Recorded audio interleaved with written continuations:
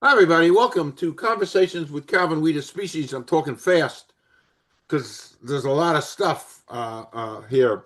I'm part in conjunction with the Garden State Film Festival, which I love dearly, which is coming up on March 26th to the 29th. I've been doing lots of interviews, as I always do. I love the festival, and I'm with Tom Cavanaugh, who's a multi-hyphenate. And of course, everybody who's listening has no clue what that is, but it's usually a celebrity who does a lot of different things. And we can actually underline the word multi-hyphenate with Tom. And I'm just so thrilled we met. We were just kind of chatting before he went on air. We gotta come back, and there's so much to unpack and talk about with Tom. But we're gonna do some stuff now.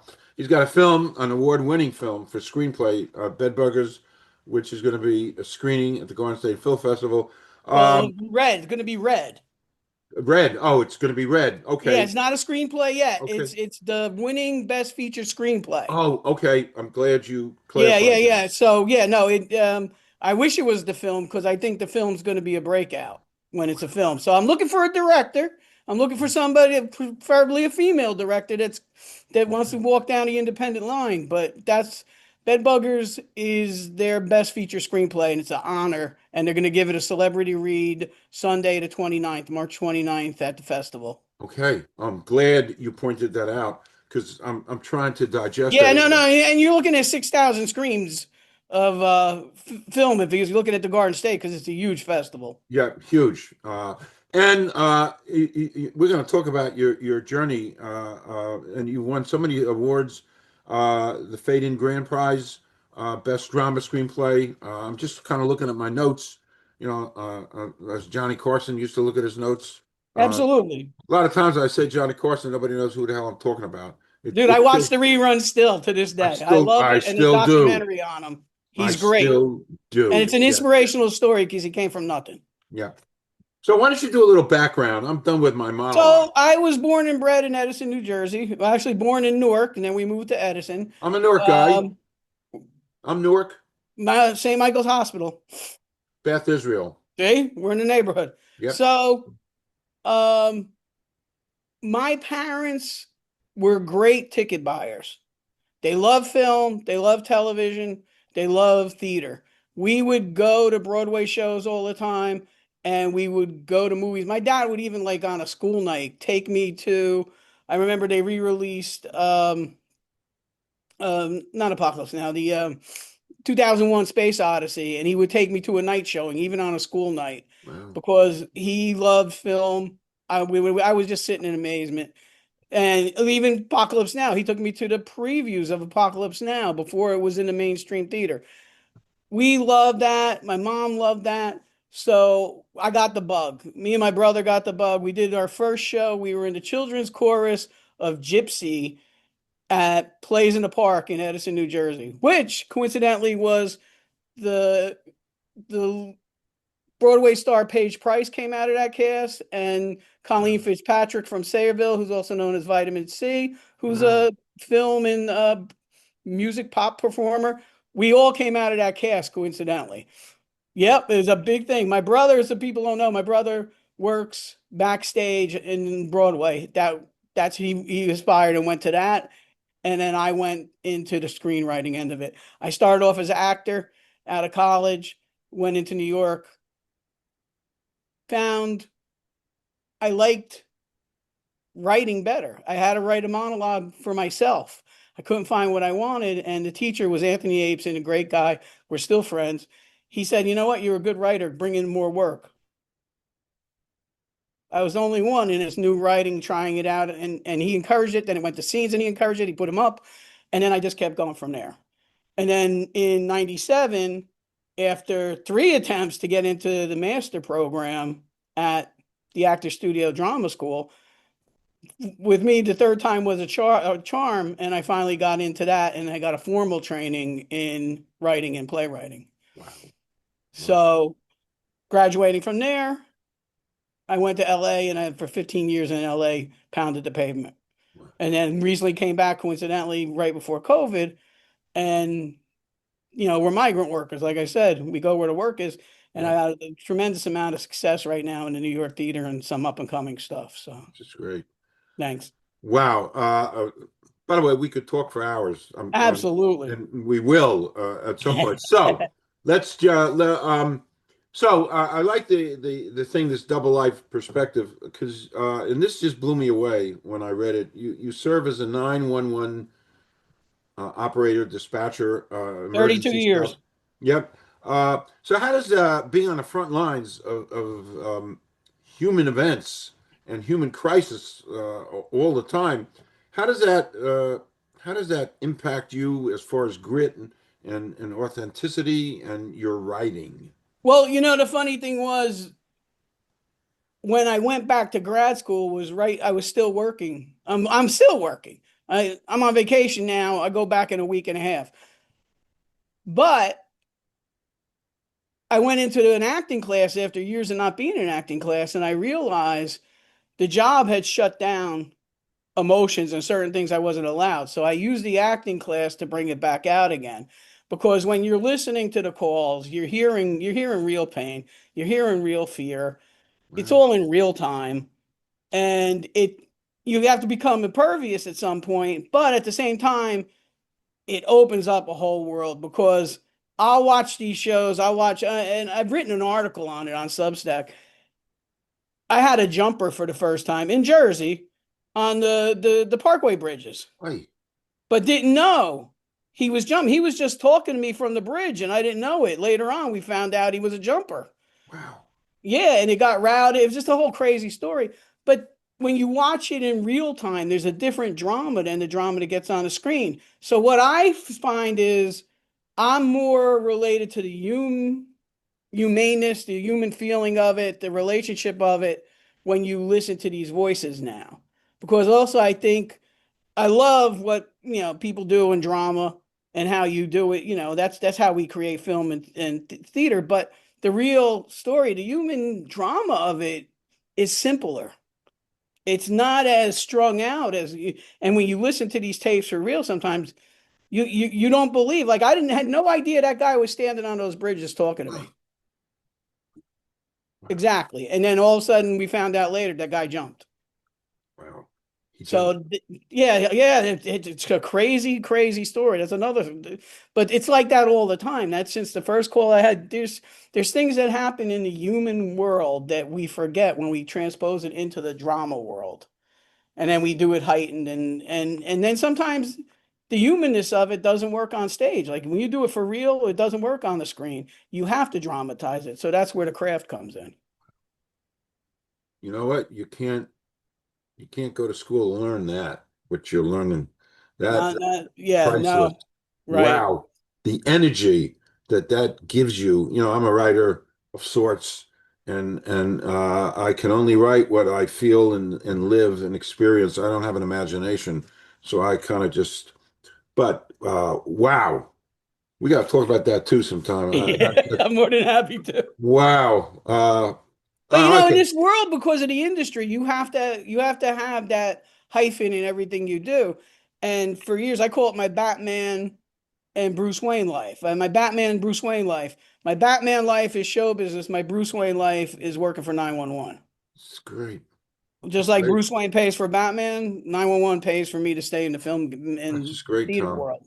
Because it's tough out there. People still, one thing I learned in Hollywood, people still jump on the plane, jump on the bus, and think, "Oh, I'm gonna make it in a year and a half." But I steal this line from Swingers. I got to give credit. I always say they're not handing out sitcoms at the airport, and you want to believe they are, but they're not. They're just A not. great line. I know. I steal from the best. Ah, that's a great line. I gotta write that down. No, I'm Yeah, really that's writing John that down. Favreau. I'm John really writing that Favreau. down. Yep, Honest to goodness, that's the kind of interviewer I am. it's a good one. It's a great one. Wow. Okay. Um, you remember the Actors Gym, which I never really heard about, which is led Yeah. by Bobby Morosco, who won an Academy Award. Technically, he won two. Okay. He Wow. won. He co-wrote Crash, and he was the producer, and I'm sure he was probably involved in the writing process of Million Dollar Baby. Okay. So what did you learn from him there about the architecture of a great screenplay? Well, the Morescos, and I say that plurally, it's Bobby Moresco, and then also his daughter Amanda Moresco, who runs a program Writing by Structure. One, it's all about structure. If you go on Bobby's Facebook now, he's got a bulletin board. They're working on a pilot, him and Amanda, and the structure is in the cards on the board. And I do that now because of them. But with Bobby, Bobby is a walking masterclass. And if you read, Bobby's wife has a book. I don't have the name on the tip of my tongue, but Barbara Moresco wrote a book about how they met. And you read, he's a kid from Hell's Kitchen. Wow. And literally, he decided he wanted to do this when he was in the middle. If I remember the story right, he had a choice between doing this and living a dream, or doing what they did in Hell's Kitchen and taking the book from the union and becoming a union worker in construction. And he was on the construction site and he was reading Dostoevsky and Stanislavski and learning how to do it. Yeah, he's like us. And when you work with him, I've never seen him not be able to give insight that helps.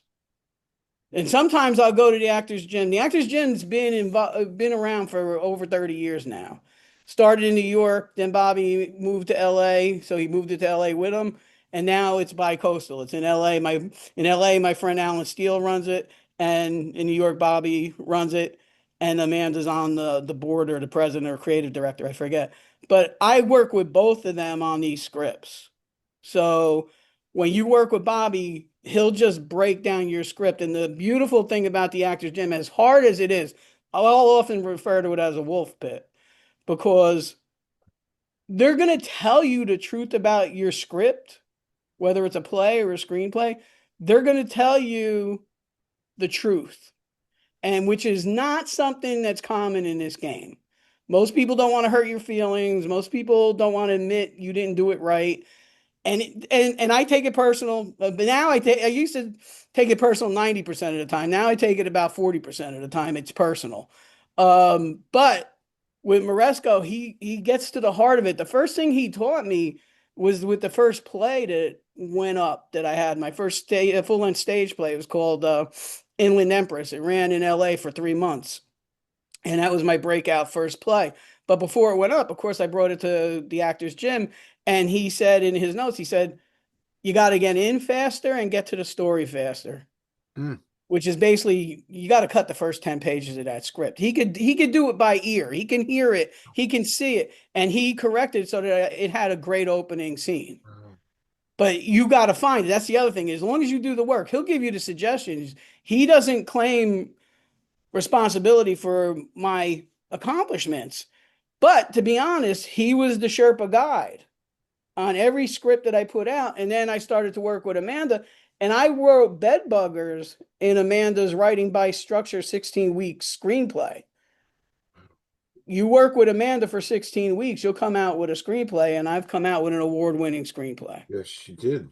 It's done really well. But I had that idea, and I went to Amanda, and it's about structure. Screenplays are about structure. Amanda and Bobby will both tell you television shows are pretty much about resolving problems. And then stage plays are a whole different animal. And they just know. They're just so good. Both of them have worked their whole lives to get good at this. But with Moresco, I'm telling you, man, I studied with some of the best at the Actor Studio Drama School. And Moresco can cut to it faster and smarter. It's a master class every session. And you'll watch him take. I just saw him last week. You know, the movie that's out now, written by Tony Spirandakis, with Bobby De Niro and Bobby Carnevale, that started at the Actors Gym. It's called Ezra, right? Wow. Well, Tony's bringing in 2 new scripts since, because Tony's another one of my heroes. Spirandakis is amazing too, and he's part of the gym.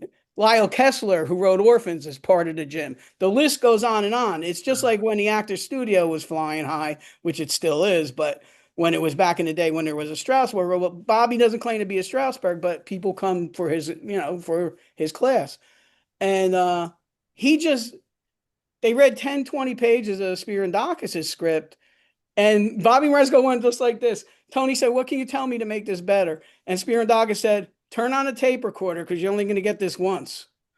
I'll forget what I said, but ready? And he takes to it. And I've seen him do it before, but I've never seen anybody do this. You should do this. You should come in here. You should turn out there. You should cut to this. You should do this. You should do that. Even Bedbuggers, when I brought in Bedbuggers, the original cut of Bedbuggers was a flashback to a turn of the century bank robbery. And he said, literally, he goes, "Tom, cut that bullshit." He goes, "You need to get to the story faster. You need to get to it here. You need to get to this." And that's what I did. That's one of his big lessons. Get to it fast and get it in the first 10 pages. But get to it fast. There was something else that brought me. He goes, "Tom, you know me. I like to get to it fast." But there's other things. He just looks at the screenplay. But Carrie Fisher used to say that. People don't really realize Carrie Fisher was a script doctor.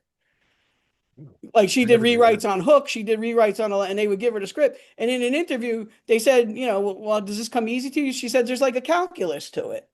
She goes, "There's a math, like it's an equation, like I can read it and see it."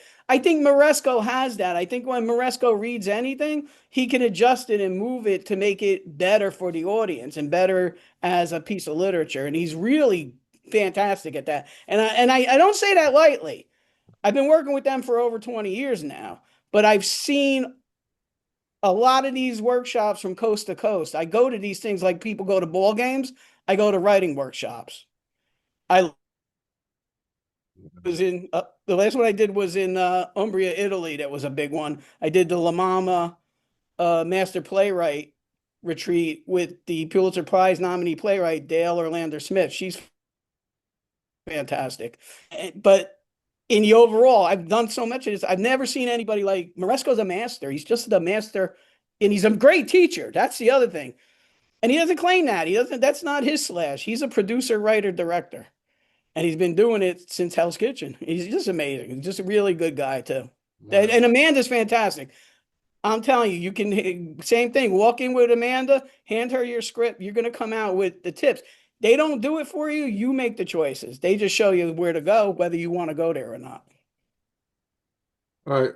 Quick question. By the way, I've got half a page of notes already. Thank you, Tom. Oh, my pleasure, bro. I'm a talker. Thank you. No, I love this. Why? Great. This is my life ambition. I don't have a wife and the kids. I got screenplays. Yeah, it's and I understand because by the way, Norman Mailer said a bunch of years ago that for him writing a book is like giving birth. It is. They're your kids in the end. These are your kids. These are my kids in the end. Correct. And I never stop writing. Correct. I write every day. I find stories every day. Thanks to 911 stories, I find more stories than most people. My goodness. So yeah. Wow. You are a wealth. I try. Well, you know, you don't try, you succeed. That's a line from a movie. Star Wars, ain't it? Something like that. I don't try, I succeed. Just do. Something like that. Where did the inspiration for Bedbuggers, I moved cross country. And as an adult, for the first time, I actually had furniture that I wanted to bring home. So I hired a moving company to bring the furniture from LA to Edison, New Jersey. So the moving company, I set up the deal, pay for half now over the phone, and then pay the second half when the stuff arrives, but pay the company direct. So now I'm home waiting for the delivery, and the phone rings. It's the moving company. And the guy says, "Yeah, we're right around the corner. We'll bring it over. You got the cash, right? You owe us $1,500. I said, "No, that's not the deal. I credit." And we go back and forth. And he says, "Okay, I'll be right there." I said, "No, I'll take care of it with the company. I don't give you the cash." He goes, "Yeah, it's cash only." No. Because I know from 911, he's going to take the cash and drive off into the night, and I'll never see him again. And so he shows up. I took care of it with the company. But what shows up is 5 people, 3 of them are male adults. 2 are 2 male juvenile kids. And I don't know if they were Roma or Armenian. I didn't hear them speak the language, but I heard the accents. And the 2 kids aren't moving furniture. They're kind of sitting on the side with me watching. And the 3 men are moving the furniture into the room, into the house. And I talked to the kids and I said, you travel with them? I said, oh, yeah. I said, you live in the truck? Yeah. I said, do you go to school in September? He goes, no, we just keep moving. We keep moving. We keep moving. Wow. And I watched that, and I watched them, and then I watched them drive away in the truck. And I said, these are 2 kids that are growing up on the road, which I love. I had a dad that was a teacher and a mom that was a school crossing guard. So we had summers off, and my dad loved to travel by car. Before I was 17, we saw 46 out of 50 states by car. Wow. And they were these great road trips. So I'm in love with real road trips. But I watched, I said, they're getting raised in that truck. They're living in that truck, and that's how it started. And then in my mind, it played better, and it would be more interesting and more conflict if the older of the 2 kids was a girl, a teenage girl, in the truck with men. And that's the angle it's written from. Brilliant. Thank you, bro. Brilliant. Truly. Thank you. Well, again, my guide on that was Amanda, and then eventually all the writer workshops, I would bring pages into this because that's how you have to do it now. Playwrights, and I'm a playwright by trade first, but you don't get audience time. You don't get regular, like the great playwrights were allowed to sit in the theater, even if it was a failure, they can watch and see how the audience responded with the play alone. We don't get that often. That's the prize now. And I take them to these workshops, 4 or 5 of them, and sometimes I do 4 or 5 a week. Mm. So that's how Bedbuggers came about, though. Okay. It started there. Wow. That in and of itself is a story. Thanks. Yeah, I hope You so. know? I hope we're telling this on HBO in a couple of years. Yep. A story in and of itself, how this was born, Thanks, bro. and your experiences. Thank you. Thanks, Cal. I like to, I'm a writer of sorts.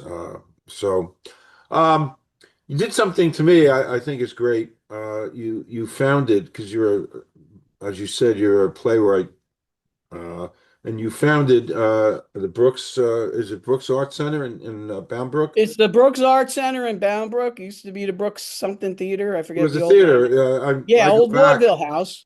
Yeah. And coincidentally, years ago, I was a high school drama teacher. I would coach, go in afterwards. And I met Gail Werner, who is now, I think, the managing director. I forget what her exact title is. And she came to one of my shows. I had a play go up in Plainfield, and she came to cover it. And she said, hey, this theater I run, what do you want to do? And I said, I want a writers group for New Jersey playwrights. I said, it's hard to find. I said, I've asked all the big theaters if I could be a member. I've sent them published copies of my play if I could be a member. Nobody got back to me. Nobody wanted me. It's very tight-fisted. I understand the fiefdoms. I said, but I just want where New Jersey playwrights can meet, and I emulate the Actors Gym and the Actors Studio. They bring 10 to 20 pages of their work. We sit around a table either in the lobby or on the stage. We all read the work together out loud. We all read roles, not for the acting, for the script, and then 8 of us critique it. And I have 8 diversified, great, including myself, great playwrights from Central Jersey area more than anything. But I have AJ Ciccatelli, who drives up from Tom's River, and I have Ben Marshall, who's right around the corner from Plainfield, and I have Gene Johnson, and there's a bunch of great people that are up and coming or established. Ben's done some great work in New Jersey.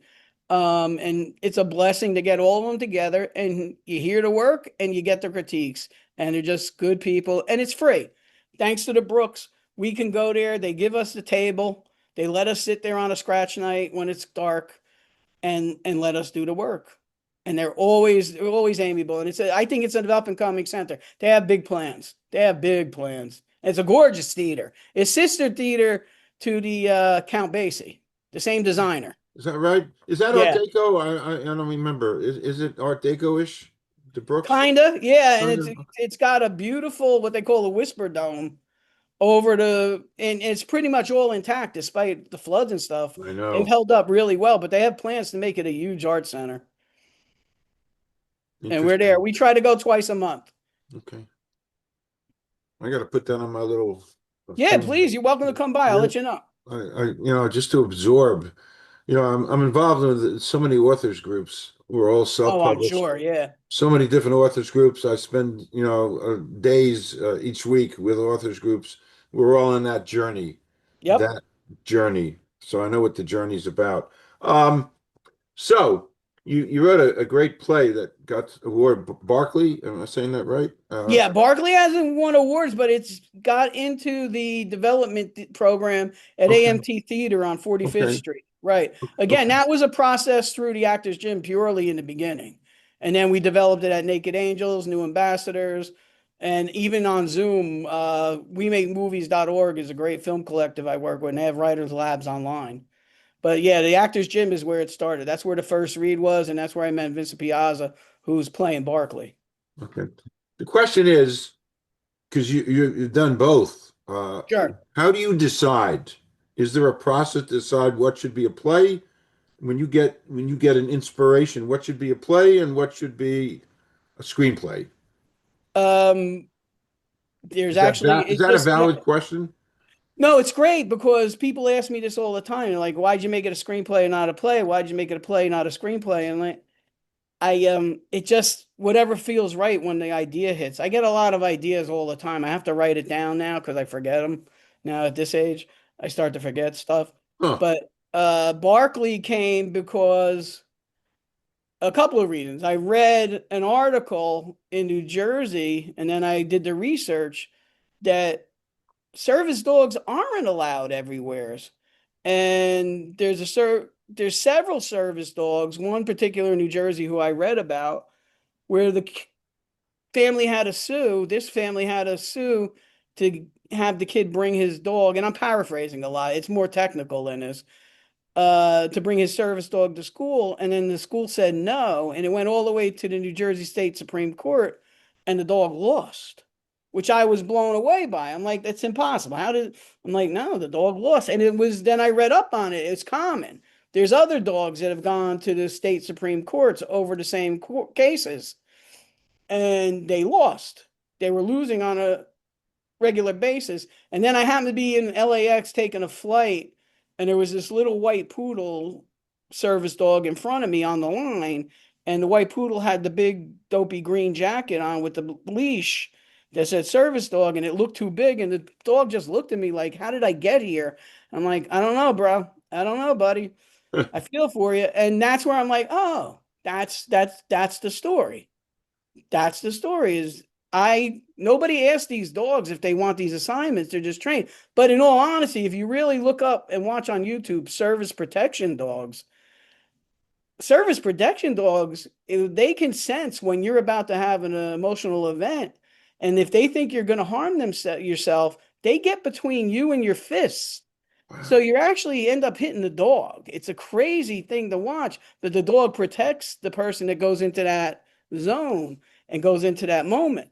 So the more I read up, the more I got sucked into it. Well, what if you were a regular guy? What if you were a regular guy dog like you, like myself, like from a Jersey town, from a Brooklyn town? And what if the guy was from uptown New York, just a regular guy? And he's like, what am I doing here? And that's how it starts off. And what happened is I brought it into the Actors Gym, and I don't know if you know Vincent Piazza. You know him when you see him. Vince's work is um, he was Lucky Luciano on Boardwalk Empire. He was Tommy DeVito in Clint Eastwood's version of the movie Jersey Boys. And now he's playing opposite Stallone as one of the mafia guys, the Dons, on Tulsa King. He was in the gym. He always used to just work on Bobby stuff and a couple other things. And I was always afraid to approach him. And we were in the theater and we happened to be walking past each other. And the way the Actors Gym is, you cast it that day. You hand out the scripts day up. And he was walking past. I said, Vince, you want to do something different? You want to do comedy? He goes, I'd love to do comedy. And it was one of those moments, it may only happen in once in a lifetime. Vince got up and read, and it was mind-blowingly blown everybody away in the theater. And even Bobby, that's when Moresco goes, you just cracked this in a way that it's never been done before. This is an original take. This is an original theatrical piece. And then Amanda goes, this is great from the start. So we've been working closely with everybody in the process, what I call my pipeline, because then I would bring it to Naked Angels, which is a whole different experience, which everybody should experience. And then I brought in new ambassadors. I brought it We Make Movies. I brought it all over. National Playwright Symposium, Kate May, they read it. And I got all the insights I could from the people I could. And then AMT said, let's go further with this. So we've been working on it for 3 years. The first time we did a staged reading, we also had people from Arts High School in the audience. And that's when Bobby happened to be there. And Bobby grabbed me, he goes, did you hear the kids? He said, yeah. He goes, there's nothing like this. You're going to bring kids back to theater with this. I'm like, yeah, because it's a regular guy. It's not a cartoon. It's not a kid's play. It's a service, and it's not a talking dog. It gets that bad thing. He's not a talking dog. He doesn't communicate like that with the other characters in the play. It's a story about a dog that talks to the audience, trying to fit into where he is in the world as he's been trained to be a protection dog, but he gets a 16-year-old boy who falls in love, has his first kiss, has a breakup, all these teenage boy things, and the dog goes, I'm not equipped for this. This isn't what I'm trained for, until the real moment shows up, and then that changes everything. Wow. So that's the inspiration. What I did find out later is there was a female dog that went to the U.S. Supreme Court, and I forgot her name at the time. She went to the U.S. Supreme Court, and she won the case. So now service dogs are allowed at any high school. Wow. Yeah. I never knew that. Wow. I didn't either. I just happened to stumble Wow. across it. But that's why I had an instructor, Jeff Sweet, who this came out of a Jersey story into a national story. But Jeff Sweet used to say, read newspapers from places you've never been, and you will get the greatest story ideas.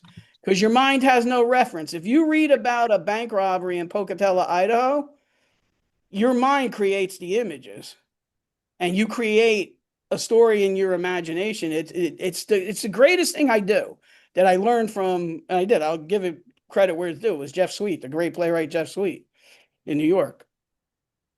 And you'll come up with story ideas you can't imagine. But yeah, I'm always reading and always looking. Thanks. Good. Wrote it down. You're on my second page of notes. Thank you, Tom. Thank you, Tom. Hey, I want to go off topic a second. Sure. I plagiarized this question from one of my favorite journalists, but here goes. Excluding family or friends, somebody living or dead you'd like to spend the day with. Somebody that's living today, living or dead? Living or dead. Somebody you'd like to spend a day with. Tennessee Williams. Done. Yeah, and you know, I watch everything I could. Only second to Eugene O'Neill. Eugene O'Neill, Eugene O'Neill would be the next one. Those are two, but Tennessee Williams to me is got it. Tennessee Williams got it, and he was personal in his writing, and at the same time, unfortunately, had to be closeted, but knew how to get the message out there.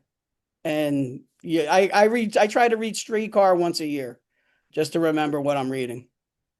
I don't know if there's ever been anything quite like that for power.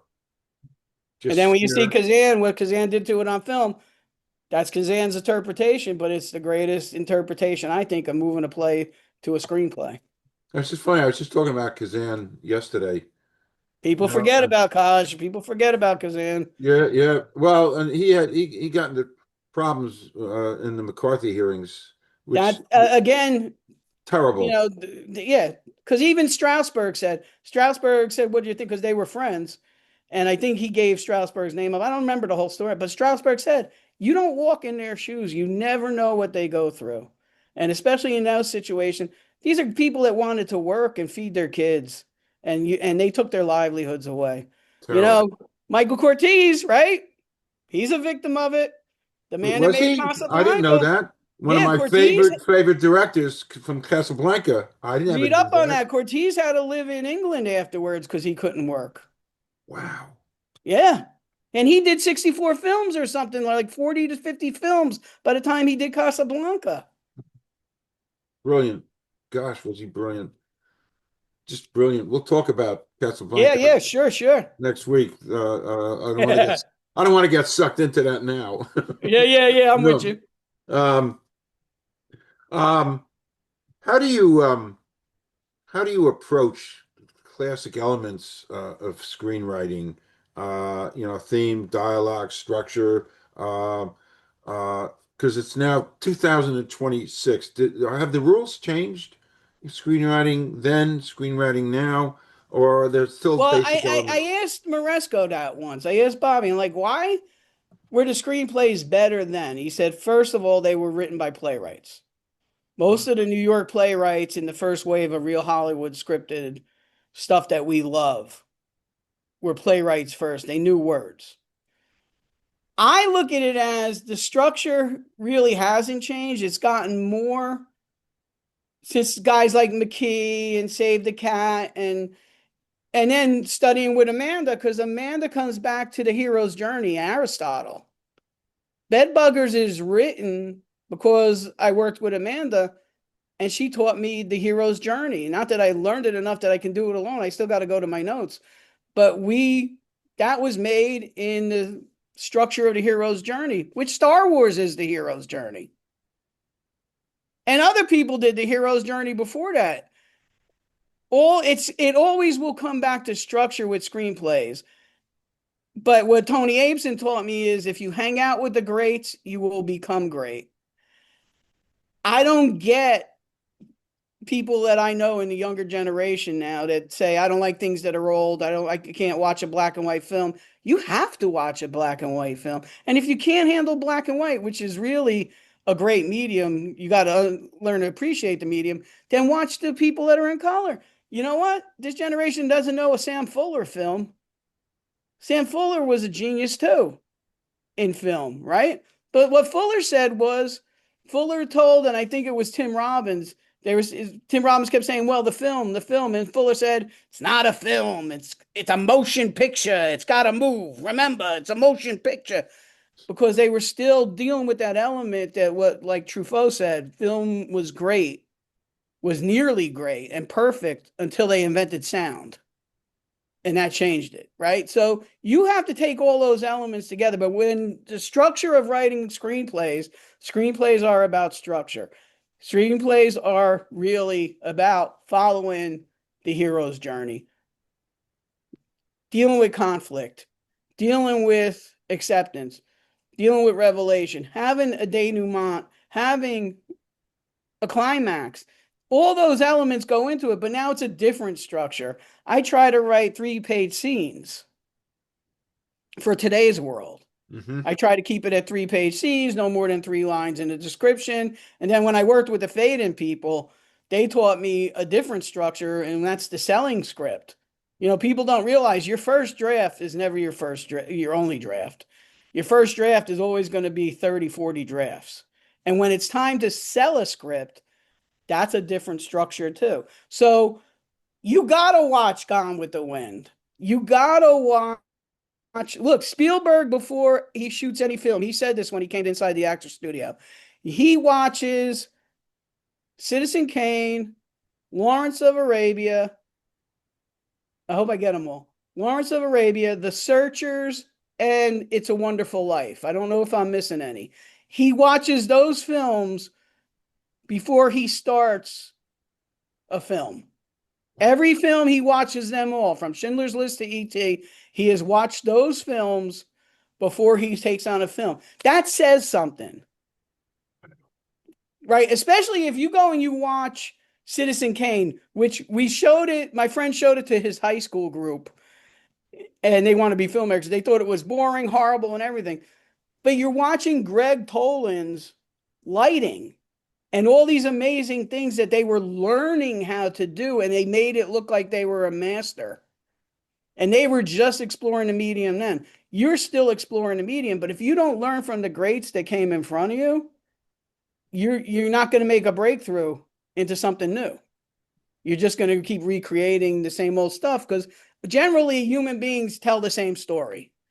But if you want to tell a film story, it's elevated to a different level, and it's about structure, and it's about a protagonist, and it's about conflict. Mm. Yeah, you mentioned It's a Wonderful Life. By the way, I love The Searchers. Searchers is great. That's Oh, Ford. that last scene when John Wayne is walking away, everything that went on. With the wind That and the is, dust coming past after that whole journey. oh, And he one goes of off the into the powerful, world alone, right? one of the That's the most hero's powerful journey. scenes. Oh, But again, that's the hero's journey. That's a yeah, step from the hero's journey. yeah, yeah. Wow, I love that. And by the way, a little fact that you may not know that It's a Wonderful Life was written by a Rutgers guy. Oh, I didn't know that. I didn't realize that was a Rutgers guy. Philip Van Dorn Stern No wrote kidding. that in the 30s, and guess what? And I never knew this either. I didn't He know had to that. self-publish that short story. I didn't know that. He had to self-publish that, and I didn't even know that self-publishing was back then. I And didn't he either. I never heard of that till just now. did nothing Wow. self-publish it. So out of desperation, I think somehow he knew Frank Capra, and he just threw the script, just threw the story to him and said, "Here, do what you want with it." See, I didn't know there was. I know the story is that went through the system, and like Jimmy Stewart got that on like a Friday afternoon and had to show up on Monday and then start shooting. So that's how they would do it in the system. I didn't know this part of it. Now I gotta research and read more on that. Research.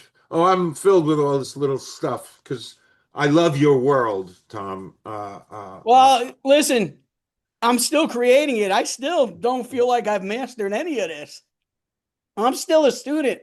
And Yeah. the only mantra that I tell people are like, how do you get through this? I'm like, because no matter where I am working at being the best writer in the room. I don't think I'm the best writer in the room. I'm working at being the best writer. And I want to learn from all this. I want to learn from you. I want to learn from them. I want to learn to the people like I do. Every Thursday, I watch Bobby work with different writers. Every Tuesday night, I go to Naked Angels and I watch different writers put their work on stage and how the audience responds. Every time I sit in a workshop, when we went to Italy, I watched Dale Orlando Smith. Everybody should read her plays. Her plays are a sign of the times, and I think I'm always promoting her, but I think she's more overlooked than anybody right now because she's a black woman in her 70s and she writes these incredibly powerful plays. And she writes them she taught me to write my recent play, compilation characters, where you interview a bunch of people and you take it and put it into one character and create that. That's what I'm doing for the first technique. But I learned that from her over the summer and from reading her work. So I'm the playwright or I'm the screenwriter who's working at being the best player. I'm still working at it. I want to be. I want to be working at it. I want to be learning how to do that all the time. And if I get a great piece that comes out, like my mom would stay in a line she stole from Alan King, from your mouth to God's ears and around the corner to the box office. Oh, I love that too. Yeah, that's Oh, from a movie, and I can't remember the name. Alan King and Billy Crystal. Great movie. wow. Wow, what a great line. We honestly we can go on for hours. This is going to be continued in one shape, way, or It's a form. pleasure, bro. I would love to. But Yeah, I love talking about this because it is my journey. I, the real thing that kicked it off was in 1985, I was 19, my brother was 17, my father died suddenly. Right? So for 2 years, I cried every day. And then I said, you know what? He was 49 years old, sailed around the world twice, was a high school dropout, then went back and got his high school. Then he went and got college. Then he got a master's. Then he went and was working on a doctorate, and he just got tired of going to school. He even said, he goes, I'm not finishing this. I'm done with school. But he had created all this, and he was a throwaway kid back in the day. He was like one, like the West Side Kids, and out of Newark. And he made something of his life, and he was great to be around. He was well read. He could tell you he was a great teacher, and he was great with us. So I said, you know what? I'm going to use that as an inspiration. And then after I was in my senior year, my mom said, okay, it's time. I'm like, what do you mean it's time? It's January. It's like 1987. Or no, yeah, 1987. She's like, go to New York, start learning how to do this. Wow. So my degree is in computer science and business administration from Seton Hall. I have no idea in this, those are all dead languages now. I couldn't program a computer now, but I probably couldn't program it then either. But I tried working in that and wanted the dream, and I switched it over. And I've been chasing the dream ever since. And this is the world I created. And Wow. I've been blessed, but I've Yeah. also worked my way. That's the one thing about Moresco. Moresco, something will happen and I'll thank him for it. He goes, don't thank me. You do the work. And that's the important thing. When they give me those notes, I put the notes in. There's a lot of times I tear down the script when I come out of these workshops and start all over again. Most people don't like to do that. They think once they get that first draft, that's gold. It's never done. Never And I done. don't think it'll ever be done. That's the hard part for me. Sometimes I start to feel like a dog chasing a tail, but days like this, things that are coming out. Here I am. I'm in LA going to the Taste Awards for Franny's Cookies. Just something I decided to make on my own. And then at the end of the month, I'm getting read at the Garden State. So this is what I wanted in my life. By the way, I watched Brandish's Cookies. Well, for a lot of reasons. I wanted to learn about you, and my wife is Fran, and she makes cookies, and we fight all the time over the cookies because she never uses enough chocolate chips, and it pisses me off. So that And means I'm you're poor watching, Calvin. That's oh, poor Calvin. oh, and I'm watching this movie, and I want to eat cookies, That was the goal. That was the and goal. So for the audience, so they know, my friend Fran Januso, she's an actor. We met in Tony and Tina's wedding. There you go. Thank you so much for the plug. But we met at Tony and Tina's wedding years ago, and we stayed friends. And I moved to LA, and Franny does this thing every Christmas. She makes 10,000 to 15,000 Christmas cookies, and then either mails them out to friends and family, and then donates and gives them to first responders, police stations, fire departments, school staffs, and hospital staffs in Long Island where she lives. So I kept saying, I need to follow you with a camera. There's a story. And she's like, no, no, no, no, I can't even talk. Eventually she broke down, but I wasn't even allowed in the kitchen. Her husband, poor Joe, was filming and sending me the footage, and I was editing as we went along. And finally we got it down to 15 minutes, and it won in Asbury Park at the Krampus. It's played in 3 or 4 other festivals, and now it won a nomination for best short documentary at the Taste Awards in Beverly Hills. So that's what we're here in LA for. it's a beautiful film. Thank And you. I'm not saying it because you're sitting there, but it's captivating. You just keep, and Yeah, it's you want to just, watch it and you want a cookie in your hand. yeah, yeah. It's not good for folks who want to If you're abstain. diabetic, do not watch this Yeah, film. really. So I'm going to stop recording. Sure, yeah, boss. To be continued. Please. I'm just going to. This was quoting a line from the last word in the movie Norma Ray. Yeah, great When film. Ron Liebman says to it was a great love affair that was not a love affair. Was not a love affair, It right? was They not, never but had sex. it could have been a great love affair. I And love Ron, that movie. so do I. And Ron Liebman says to Sally Field, what we've had has been sumptuous. Yep. So I say to you, this time has been sumptuous, Tom. Cal, and anything you ever need help with, you need promotion, anything, tell me, just hit me up. You got my email. And if you want to come to the read, I'll make sure you got tickets. Let me know. I'll be back in touch with you on Yeah, that. I'm just please. going to stop recording. Don't leave. Don't Yeah. leave.